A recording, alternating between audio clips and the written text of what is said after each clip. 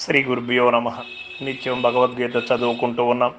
ఇందులో భాగంగా ఈవేళ మనం 6వ అధ్యాయం ఆత్మ సంయమ యోగము నుండి 13-14వ శ్లోకాలని క్షుణ్ణంగా పరిశీలన చేసుకుందాం. సమం కాయ శిరో గ్రీవం ధారయన్నచలం స్థిరః సంప్రేక్ష్య నాసికాగ్రం స్వం దిశాచానవలోకయన్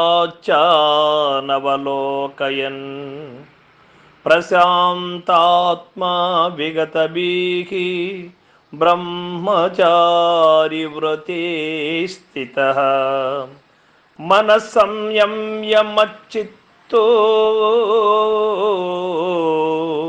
యుక్త ఆసిత మత్పరః. భగవానుడు చెబుతూ ఉన్నాడు, ధ్యానము చేయువాడు శరీరము శిరస్సు కంఠము సమముగా నిలిపి కదలక స్థిరముగా నున్నవాడై దిక్కులను చూడక నాసికాగ్రమును వీక్షించుచు ప్రశాంత హృదయుడై నిర్భయ చేతస్కుడై బ్రహ్మచర్య వ్రత నిష్ట గల్గి మనస్సును బాగుగా నిగ్రహించి నాయందు చిత్తము గలవాడై నన్నే పరమగతిగా నమ్మి సమాధి అనగా ధ్యానయుక్తుడై ఉండవలెను అని చెబుతూ ఉన్నాడు భగవానుడు. ధ్యానము చేయవాడు ఆసనముపై కూర్చుండి శరీరము కంఠము శిరస్సు అను ఈ మూడింటిని సమముగా నిలిపి అనగా ఏమాత్రము వంగకుండా నిటారుగా నుంచవలెనని తెలుపబడినది. యాలయన ఆ మూడునో తిన్నగనున్నప్పుడు మాత్రమే సుషుమ్న నాడిగుండ కుండలిని శక్తి అవిచ్ఛిన్నముగా సహస్రారమునకు ప్రవహించుటకు వీలుండును. అప్పుడు మాత్రమే సాధకునకు గొప్ప గొప్ప పరమార్థ అనుభవములు కలుగుచుండును. ఏ విధంగా అయితే మిలిటరీ వారు పోలీసు వారు కవాతు చేయునప్పుడు నడుచునప్పుడు ఏ విధముగా పై మూడు అంగములను సమముగా నిలుపుదురో అట్లే ధ్యానాభ్యాసియు ప్రవర్తించి నిశ్చలముగా కూర్చొని ధ్యానించవలెను. స్థిర అని చెప్పినందువలన ధ్యానకాలమున మధ్య మధ్య లేవక ధ్యానము సమాప్తి యొగు వరకు నిశ్చలముగా కూర్చొని ఉండవలెనని భావం. అట్లు నిశ్చలముగా కూర్చొని దృష్టిని నలువైపులా ప్రసరింపక దిక్కులు చూడక ధ్యానమగ్నుడు కావలియును. దిక్కులు చూచినచో అది ఏమి వారెవరు మొన్నగు సంకల్పములు ఉదయించి విక్షేపము జనించును గావున ధ్యానకాలమున దిక్కులు చూడరాదని హెచ్చరింపబడినది.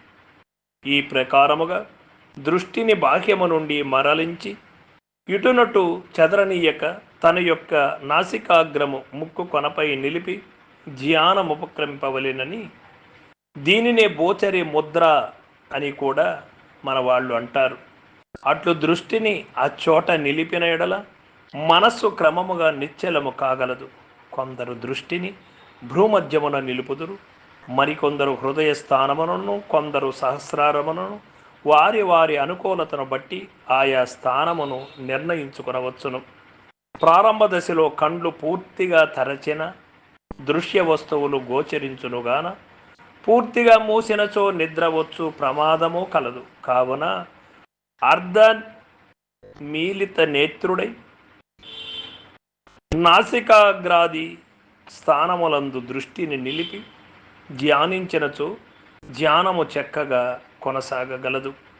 ధ్యాన సమయమున దృశ్యము వలన విక్షేపము కలుగకుండా చేయుటకే కాబోలు భగవానుడు కంటికి రెప్పను తలుపు ఏర్పాటు చేయుచున్నారు అని మనం గమనించాలి. ఇక ఏ ఇంద్రియమునకును అట్టి తలుపు లేదు కదా. అకో జీవరాశులపై భగవానునికి ఎంతటి కరుణ గలదు. ఈ ప్రకారముగా ధ్యానకాలమున దృష్టిని బాహ్యము నుండి ప్రత్యాహారమునర్చి అంతర్ముఖము చేసి ఒకచోట ఏకాగ్రముగా నిలిపి పరమాత్మయే పరమగతి అని నమ్మి వారిని ధ్యానించవలను.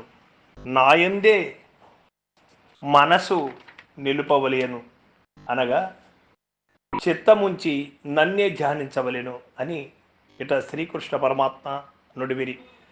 శ్రీకృష్ణమూర్తి సర్వజీవుల హృదయాంతరాళంబులందు బుద్ధికి సాక్షిగా వెలయనటి ఆత్మయే కనుక అట్టి ఆత్మని ధ్యానింపవలెనని అర్థం.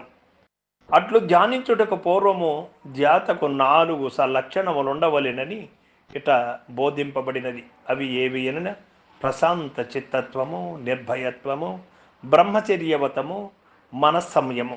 ఈ 4 సలక్షణములు ధ్యానికి తప్పనిసరి అవసరమై ఉంటుంది. సముద్రం ఏ ప్రకారము శాంతముగా గంభీరముగా నుండునో సాధకుని ఎంతఃకరణమును ఆ ప్రకారముగా ఉండవలెను. శాంతాత్మ అని చెప్పక ప్రశాంతాత్మ అని చెప్పుట వలన చిత్తమునందు అత్యంత ప్రశాంతి నెలకొని ఉండవలెనని గోచరించుతున్నది. సాధకుని హృదయమున భయమేమాత్రముండరాదు. దృశ్య పదార్థములన్నీయును వాస్తవముగా మిథ్యారూపములు గనుక సాధకుడు ఇక దేనికిని భయపడవలసిన పని లేదు. లేక అంతయు తన ఆత్మస్వరూపమే కావున తనను గూర్చి తానిక భయపడవలసిన ఆగత్యమేమీ లేదు కదగా. తన ఆత్మస్వరూపమును మరచి దృశ్యమును సత్యమనుకొనున్నప్పుడే భయం జీవుని బాధించును. శృతి వాక్యములు ఈ సత్యముని ఉద్ఘాటించుచున్నవి. యదా హే వైశ ఏతస్మన్ను ధరమంతరం కురుతే అదతస్య భయం భవతి అని. కావున ఎప్పుడు కానీ భయము ఎవరికి ఉంటుంది అంటే దృశ్య ప్రపంచము సత్యము అని నమ్మిన వారికి మాత్రం భయం ఉంటుంది. ఇట్టి పూర్ణ నిర్భయత్వము ప్రారంభ దశలో సాధకునకు కలుగకున్నను భక్తి వైరాగ్య తత్వ విచారణాదుల అభ్యాసము ద్వారా కొంత అయినను భయరాహిత్యమును సంపాదించుకొనినని చిత్తము ధ్యానమందు నిలుకడును పొందగలదు. కనుకనే విగతబీహి అని చెప్పుచూ నిర్భయత్వము ధ్యానశీలునకొక అంగముగా ఆవశ్యకతగా నిట వర్ణింపబడినది. మరియు ధ్యానశీలుడు బ్రహ్మచర్యమును చక్కగా కాపాడుకొనవలెను. బ్రహ్మచర్యము వలన సాధకునకు శారీరకముగా మానసికముగా అపరిమితమైన శక్తి కలుగగలదు. బ్రహ్మచర్యమును పదమునకు బ్రహ్మమునందు చెరించుటను అర్థమున్నప్పటికీ కామ సంబంధమైన చేష్టలు సంకల్పములు ఎవ్వియు లేకుండుట అను అర్థమునందే ఆ పదం ఎక్కువగా వాడబడుచుండును. గృహస్థులకు గృహస్థ బ్రహ్మచర్యము విధింపబడినది.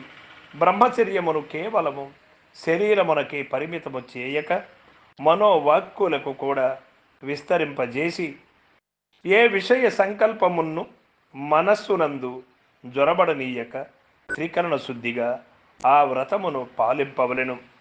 బ్రహ్మచర్యము యొక్క ఫలితము అపారము. ప్రపంచములో ఇంతవరకు అవతరించిన మహాత్ములందరూ లోకము నుర్రుతలూగించిన ప్రవక్తలందరూ ఏదియో రూపమున బ్రహ్మచర్యమును శీలించి అట్టి అపార శక్తిని సంపాదింపగలిగిరి.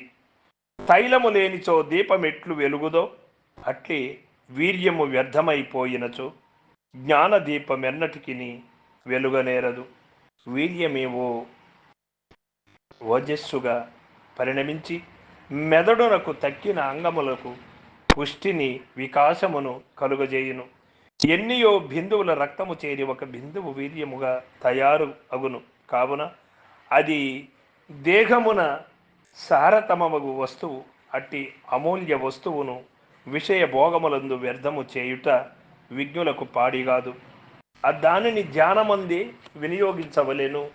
బ్రహ్మచర్య అతి ముఖ్యమైనది కనుకనే గీతలో వ్రతమను పదము దానికి జోడింపబడిను.